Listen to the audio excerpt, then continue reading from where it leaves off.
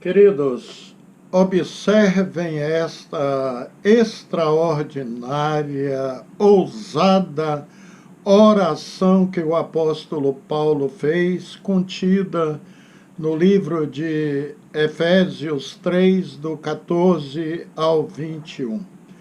Por causa disto me ponho de joelhos perante o Pai de nosso Senhor Jesus Cristo, do qual toda a família nos céus e na terra toma o nome, para que, segundo as riquezas da sua glória, vos conceda que sejais corroborados com poder pelo seu Espírito no homem interior, para que Cristo habite pela fé nos vossos corações, a fim de, estando arraigados e fundados em amor, poderdes perfeitamente compreender com todos os santos qual seja a largura e o comprimento e a altura e a profundidade, e conhecer o amor de Cristo,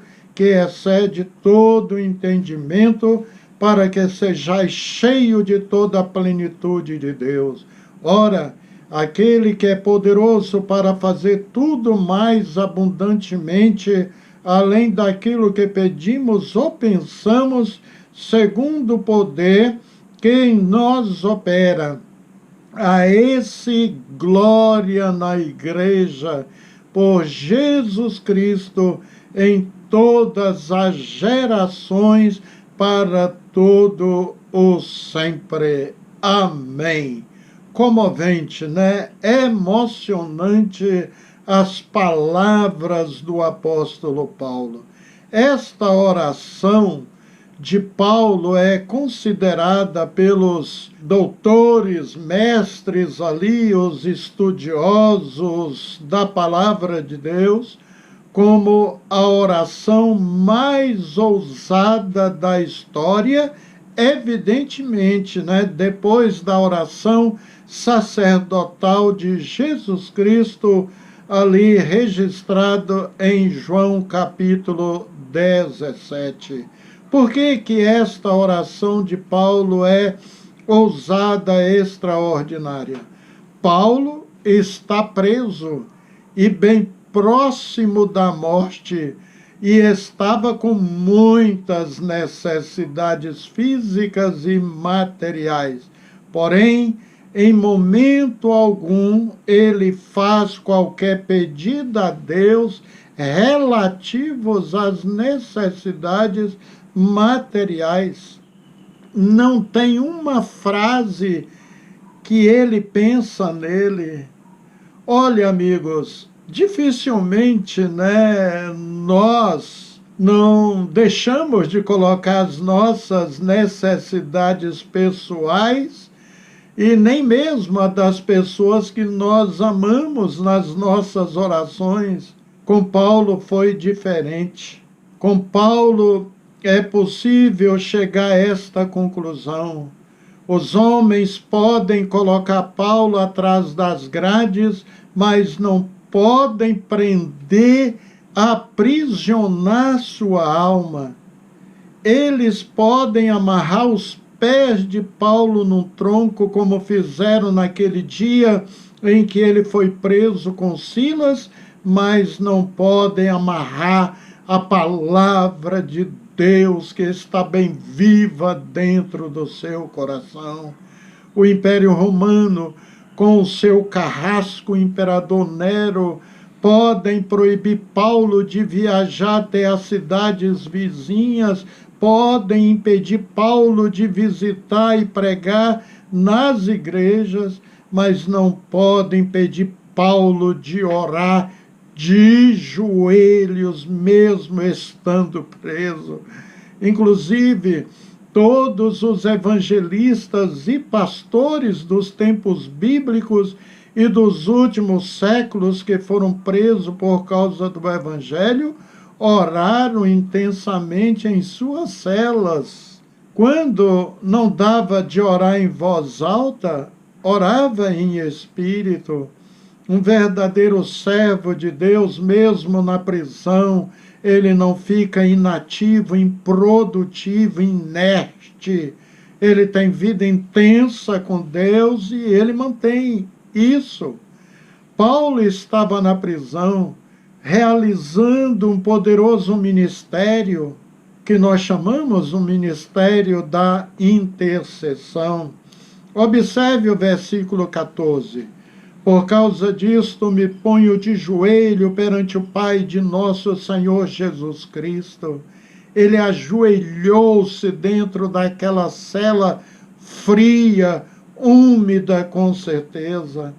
Não tenho dúvida de que o céu se moveu e o inferno tremeu diante desta oração ungida do servo de Deus.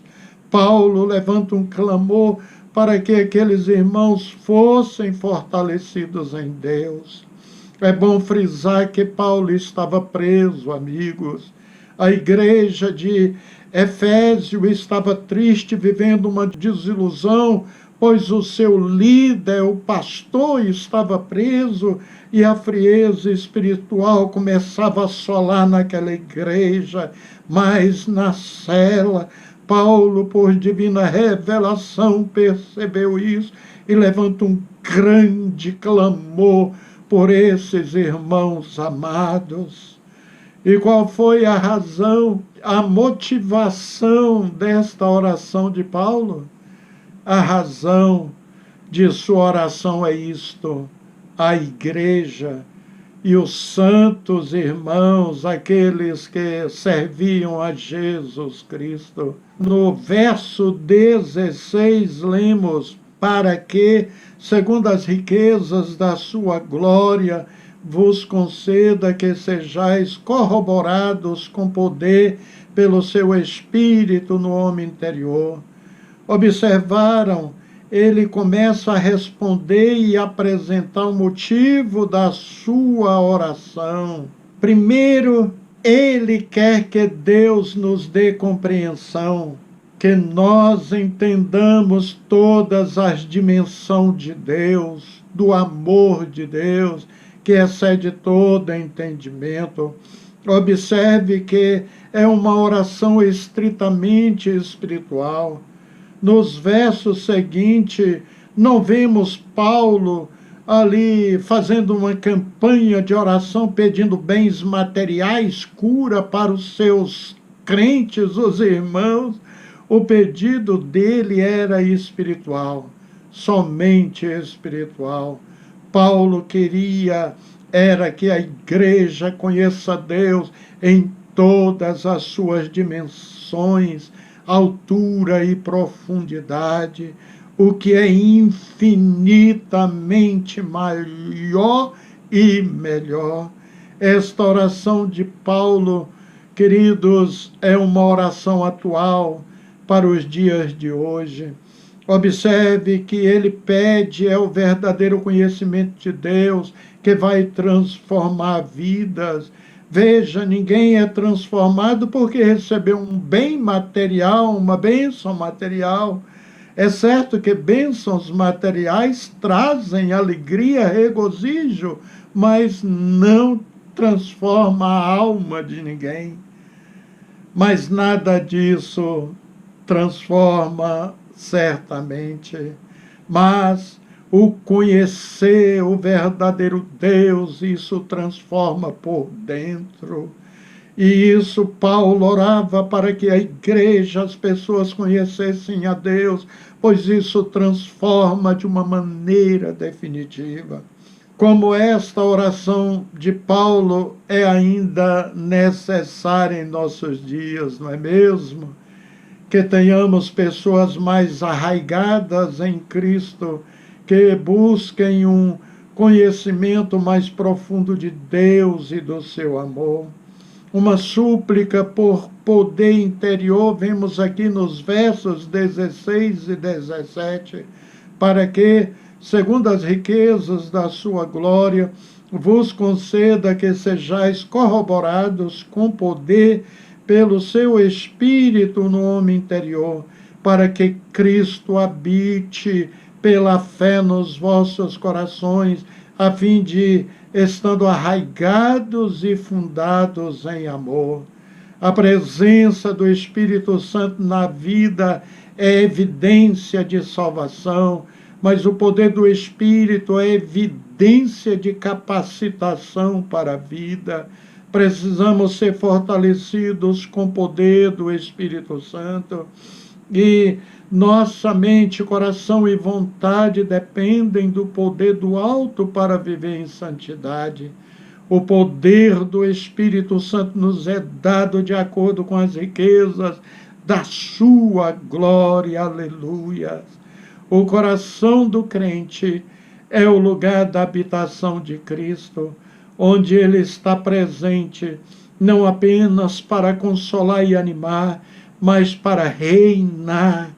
Se Cristo está presente em nossos corações, algumas coisas não podem estar ali nos corações, como segundo Coríntios 6, 17 e 18, palavras de Paulo: por isso, sai do meio deles e apartai-vos, diz o Senhor, e não toqueis nada imundo, e eu vos receberei, e eu serei para vós pai, e vós sereis para mim filhos e filhas, diz o Senhor Todo-Poderoso. E também em Gálatas 5:24, o apóstolo Paulo disse: e aos que são de Cristo crucificaram a carne com as suas paixões e concupiscências. Queridos, em Efésios 3:17, Paulo faz uma súplica por aprofundamento do amor fraternal com estas palavras: para que Cristo habite pela fé nos vossos corações, a fim de, estando arraigados e fundados em amor. Paulo ora para que os crentes sejam fortalecidos para amar. O amor é a virtude mais importante. Precisamos do poder do Espírito Santo e da habitação de Cristo para amar uns aos outros, principalmente atravessando o profundo abismo racial e cultural que predomina no Brasil e no mundo, predomina na sociedade. Paulo escreveu todo um capítulo para mostrar que o amor é a principal virtude cristã. Eu conclamo a você a ler 1 Coríntios capítulo 13 e você verá uma poesia, bela poesia sobre o amor.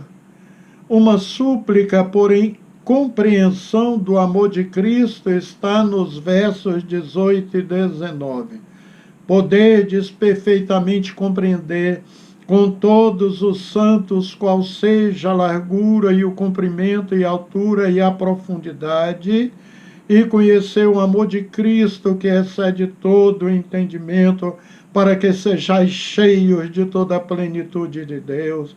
Paulo ora que possamos compreender o amor de Cristo em suas plenas dimensões, ou seja, qual é a largura e o comprimento e a altura e a profundidade. A referência às dimensões tem o propósito de falar da imensurabilidade deste amor. O amor de Cristo é suficientemente largo para abranger a totalidade da humanidade, suficientemente comprido para durar por toda a eternidade, suficientemente profundo para alcançar o pecado mais degradado e suficientemente alto para levá-lo ao céu. Aleluia! Observe o que Disse Jesus em sua oração: Pai, aqueles que me deste, quero que onde eu estiver estejam também comigo, para que vejam a minha glória que me deste, porque tu me amaste antes da fundação do mundo. João, capítulo 17, versículo 24. Paulo nos conclama a conhecer o amor de Cristo, que excede todo o entendimento. O amor de Cristo é por demais largo, é comprido, é profundo, é alto, é até mesmo para todos os santos a entenderem. O amor de Cristo é tão inescrutável quanto as suas riquezas são insondáveis. Sem dúvida, passaremos a eternidade explorando as riquezas inesgotáveis da graça e do amor de Cristo. Aleluia. Nesta carta aos Efésios, Paulo nos fala que devemos ser cheios da plenitude do Filho, do Pai e do Espírito Santo. Efésios 1, 23, 3, 19, no 5, 18. Embora Deus seja transcendente e nem os céus dos céus podem contê-lo, como disse Salomão por ocasião da inauguração do templo, em 2 Crônicas, capítulo 6, versículo 18. E o glorioso disso é que este Deus tremendo, excelso, habita entre nós. Observe estas palavras do profeta Isaías, porque assim diz o alto e o sublime, que habita na eternidade, cujo nome é santo. No alto e santo lugar habito, como também com o contrito e abatido de espírito, para vivificar o espírito dos abatidos, para vivificar o coração dos contritos. Aleluias, obrigado, Senhor. Isaías 57:15. O pedido de Paulo, queridos, é que sejamos tomados de toda a plenitude de Deus. O apóstolo finaliza sua extraordinária oração com estas palavras: ora, aquele que é poderoso para fazer tudo muito mais abundantemente, além daquilo que pedimos ou pensamos, segundo o poder que em nós opera, Ele, a glória na igreja por Jesus Cristo, em todas as gerações, para todos sempre. Amém. Versos 20 ao 21. Paulo disse que Deus é poderoso para fazer, pois Ele não está ocioso, nem inativo, nem morto. Deus é poderoso para fazer o que pedimos, pois escuta a oração e responde. Deus é poderoso para fazer o que pedimos ou pensamos, pois Ele lê os nossos pensamentos. Deus é poderoso para fazer tudo quanto pedimos e pensamos, porque sabe de tudo e tudo pode realizar. Deus é poderoso para fazer mais do que tudo que pedimos ou pensamos, pois as suas expectativas são mais altas do que todas as nossas. Deus é poderoso para fazer muito mais do que tudo quanto pedimos ou pensamos, porque a sua graça não é dada por medidas racionadas. Deus é poderoso para fazer infinitamente mais do que tudo quanto pedimos ou pensamos, pois Ele é o Deus da superabundância. E Paulo encerra dizendo: a Ele seja glória. O poder vem da parte dEle, a glória deve ser dada a Ele. É por isso que nós prazerosamente tributamos louvores a Deus, declaramos o quanto o amamos, dizemos aleluia, glórias a Deus. É maravilhoso demais servir este Senhor. Se você ainda não conhece Jesus, amigo, você tem esta grande oportunidade de curvar-se diante dele e dizer: Jesus, eu preciso de ti, perdoa os meus pecados, salva a minha alma, e o Senhor inundará o seu coração com amor imensurável, e você verá o quanto é bom, é maravilhoso servir este Deus real e poderoso. Entrega a sua vida hoje mesmo ao Senhor Jesus Cristo. Bendito Deus, o apóstolo Paulo revela-nos que não só orava por seus irmãos em Cristo, mas tinha um grande amor por eles. E lendo a tua bendita palavra, vemos que Jesus nos ensinou que o amor que teríamos pelos outros, ó Deus, deveria ser expressados, que nós deveríamos mesmo, Senhor, ter um amor especial pelas pessoas, mas o maior amor é aquele de desejar o bem para a sua vida, de desejar salvação para ele.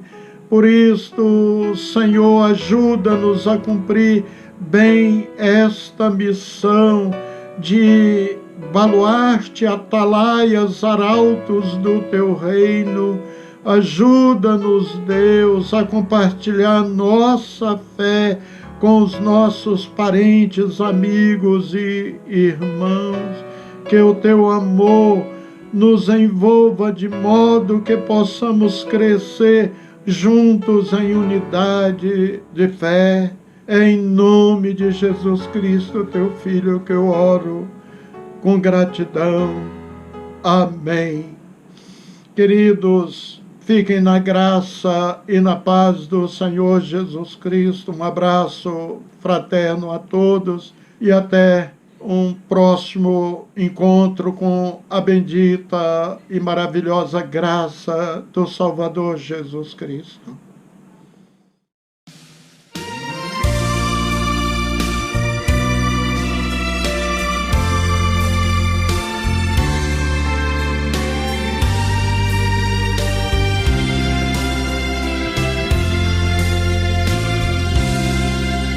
Em fervente oração, vem o teu coração na presença de Deus derramar.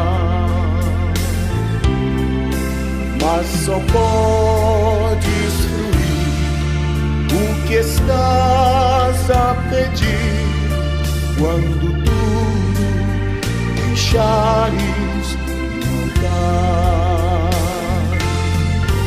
Quando tudo perante o Senhor estiver e todo teu ser Ele controlar,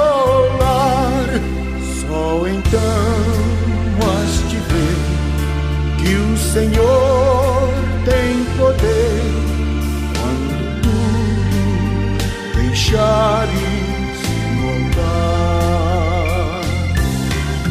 Maravilhas de amor te fará o Senhor, atendendo a oração que assim dá. Seu imenso poder te virá socorrer quando tudo deixares no altar. Quando tudo perante o Senhor estiver e todo teu ser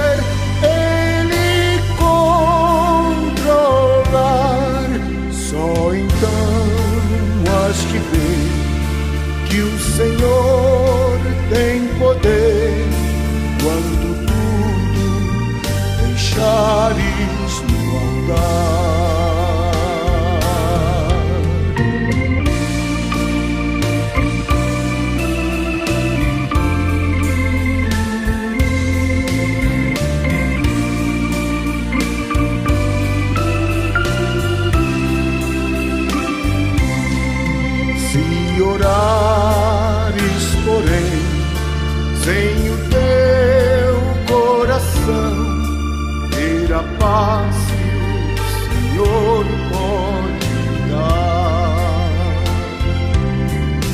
Foi por Deus não sentir que tua alma se abriu, tudo deixando no altar.